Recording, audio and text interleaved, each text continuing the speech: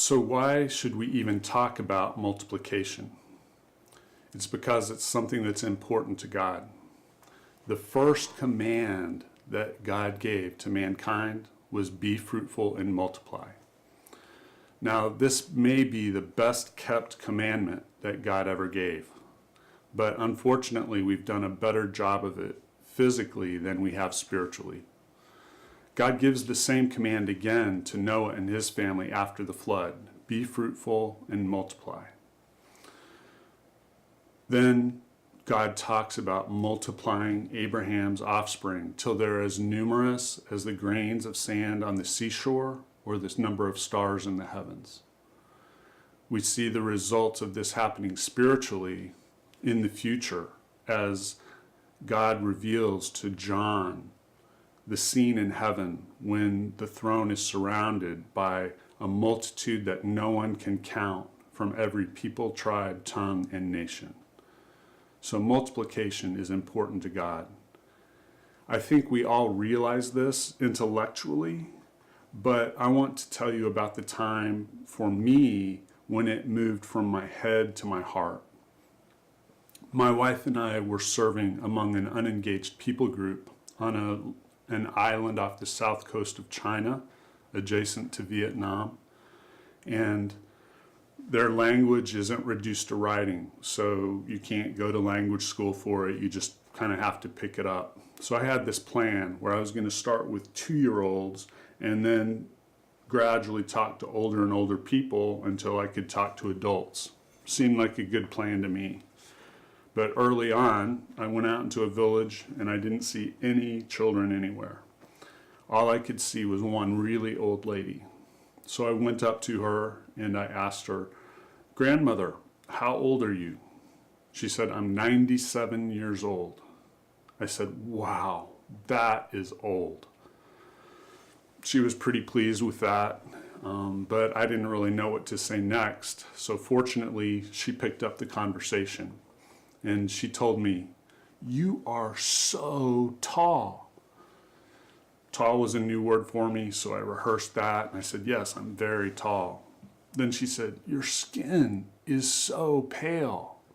These were new words for me, skin and pale. So I rehearsed those and said, "Yes, my skin is very pale." Then she said, "Your nose is so big." And nose was a new word for me, so I'm rehearsing that word, and I say, "Yes, my nose is very big." And then I'm afraid that my head's going to explode from too much new vocabulary too fast, so I'm looking for a way out of the conversation. I reach in my tract to pull out a Chinese tract because some people there can read Chinese. And she said, "No, I can't read." I said, "And your son?" She said, "No. He can't read. No one here can read." Suddenly I felt very helpless. Clearly my language skills were not sufficient to share the gospel with this woman. There were no Christians I could refer her to or churches that I could introduce her to. There were no Christian radio or television broadcasts in her language. At first, I consoled myself with the thought that eventually I would learn the language and I could share with people like this. But then I realized that even if I led one person a day to the Lord from that point till I was old enough to retire, it would only be about 15,000 new converts, which wouldn't be a drop in the bucket for this people group of well over 6 million people. And it wouldn't even come close to keeping up with population growth. Clearly, that would not be sufficient. And I realized we don't just need converts, we need disciples, which means we need churches. And I didn't know how it was possible, but I thought maybe by some miracle in these first 5 years, I can lead enough people to the Lord and train them to be church planting trainers or church planting teams, and that these people, I could form them into 20 different teams, and every one of those teams, maybe they could plant a church every year. If I would do that, it would still take 250 years to get a minimum number of churches for this people group. That wasn't going to work either. And then I realized if I could plant just one church, and that church would multiply every year, and each daughter church would also multiply every year, the entire place could be reached in just 17 years. It turned out that happened. In fact, it happened faster than 17 years, and every village had a church.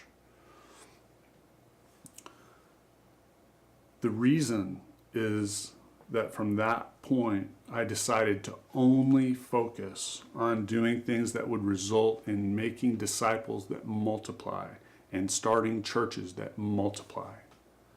That's the only way to get the job done. We may think, oh, that's an extreme case, in a very, very unreached place. But even here in the United States, multiplication is necessary. The way things are going, we're never going to reach our country. In fact, every year there are fewer professing Christians than the year before. The percentage of practicing Christians is going down in every county in the United States. The status quo is not sufficient.